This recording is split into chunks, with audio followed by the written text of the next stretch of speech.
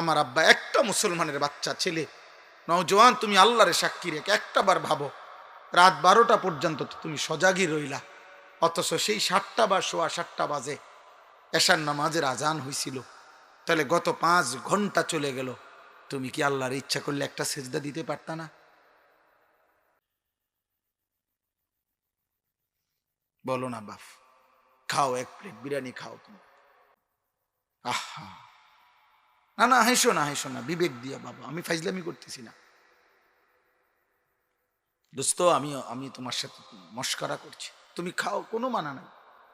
বিরিয়ানি খাওয়া তো হারাম না, খিচুড়ি খাওয়া তো হারাম না, আমি হারাম বলতেছি না তো। কিন্তু বিবেক কি বলে? মানুষ বুঝি এত নিকৃষ্ট হয়? একটা কুত্তাও তো হাড্ডি দিলে ওই বাড়িওয়ালার পিছনে থাকে। তোর আখলাক কি কুত্তার আখলাকও হইল না?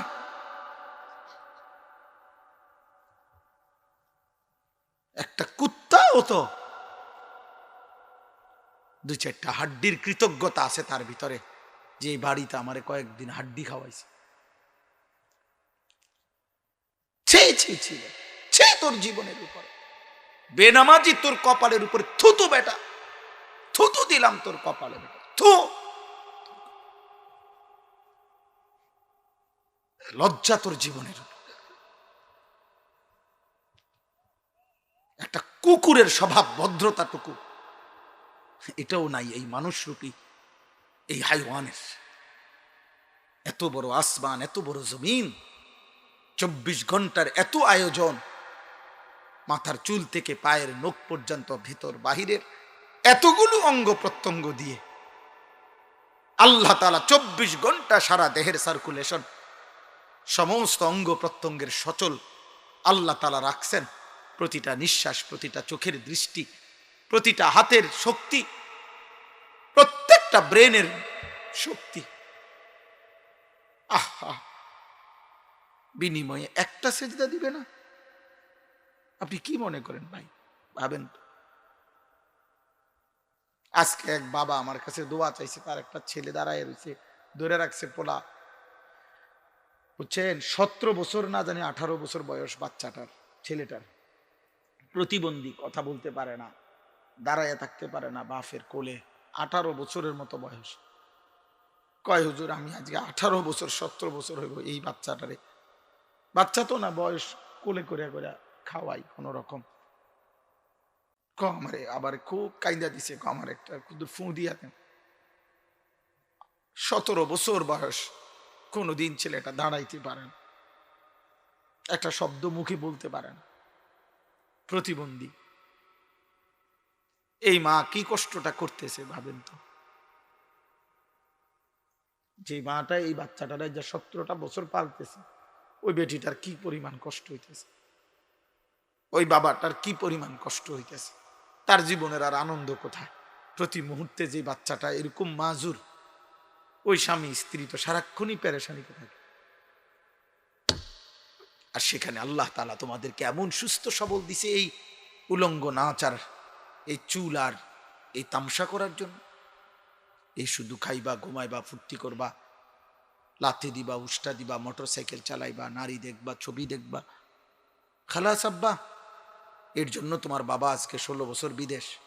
এই তুমি যাতে নিরিবিলি নারী, ছবি আর অস্থিরতার অসভ্যতা করতে পারো, এই জন্য তোমার বাবা প্রবাস থেকে ঘাম ঝরাচ্ছে না। এটা ইনসাফ?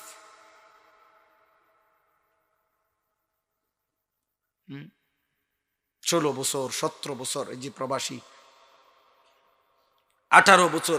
আমার তো এইবারও বলছে এক জিদ্দার এক প্রবাসী ভাই, হুজুর আমি আজকে 32 বছর বিদেশ করতে আছি। 32 বছর, 18 বছর, 16 বছর জীবনে কোনোদিন 16 বছরের প্রবাস জীবনে কে তার 1 গ্লাস পানি আগায় দিবে? কে তার জামা কাপড় ধুয়ে দেয়? নিজের কাপড় নিজে ধোয়, নিজের রান্না নিজে করে, একটা ট্যাবলেট খুললে দেওয়ার মতো কেউ নাই।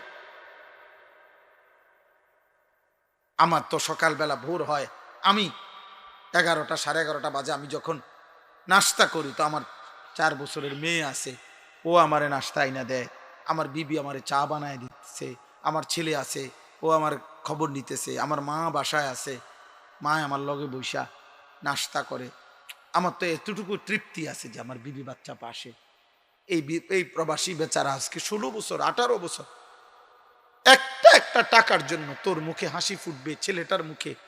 আমার ছেলেটার পরীক্ষা সামনে, ছেলেটার form fill up, admit card, registration, ছেলেটা বলছে 7,000 টাকা লাগবে, 5,000 টাকা লাগবে, ছোট মেয়েটার টাকা লাগবে, একটা মেয়ে বিয়ে দিতে হবে, বাড়িতে একটা ঘর দুয়ার নাই, মাটাও অসুস্থ হয়ে আছে, বিবির ডাক্তার দেখাইতে হবে, ঘরে কুদ্দুর ফার্নিচার নাই।